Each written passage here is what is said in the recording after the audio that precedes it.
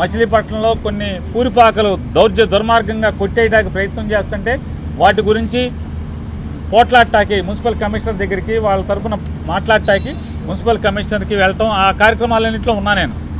కానీ ఈ ప్రభుత్వం వైఎస్ఆర్ కాంగ్రెస్ పార్టీలో ఎవడైతే క్రియాశీలకంగా పనిచేస్తున్నాడో వాడినల్లా తప్పుడు కేసులతో బెదిరించేదానికి జరుగుతున్నటువంటి కార్యక్రమాల్లోనే నా మీద నిన్న గుంటూరులో పెట్టినటువంటి కేసు కూడా ఎంత దుర్మార్గం అంటే, పోలీసులే ఒక చిట్టా రాసి ఎన్నికల విధుల్లో ఉన్నటువంటి ఫ్లయింగ్ స్క్వాడ్ టీం లీడరు అలాగే ఆ మెంబర్లతో సంతకాలు పెట్టించి నా మీద కేసు పెడతారు.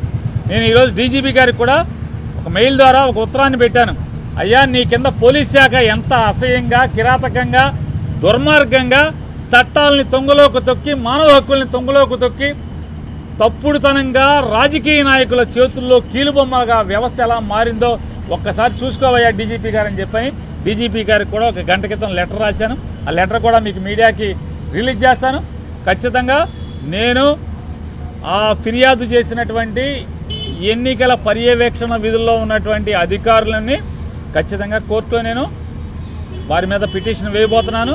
ఖచ్చితంగా నాకు జరిగినటువంటి అవమానం లేదా నాకు జరిగినటువంటి మానసిక హింస ఖచ్చితంగా వాళ్ళని జవాబు చెప్పేదాకా కూడా వారిని వెంటపడతాం అనేది జరుగుద్దని కూడా మీ ద్వారా చెప్తూ